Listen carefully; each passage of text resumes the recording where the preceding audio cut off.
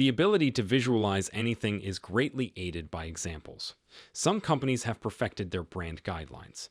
These businesses provide readers with all the information they require about their brand without overwhelming them. It's time to study under the pros. See a few brands with strong brand standards in these examples. Uber. Uber's brand guidelines are brief and state the company's objective as a simple solution to a widespread issue. The guide offers readers a sample of how the brand language should seem and was created in the brand's distinctive style. It provides detailed examples of the logo, instructions on how to produce and use it, color schemes, examples of maps, and links to the typefaces and color schemes that have been approved for usage. Spotify.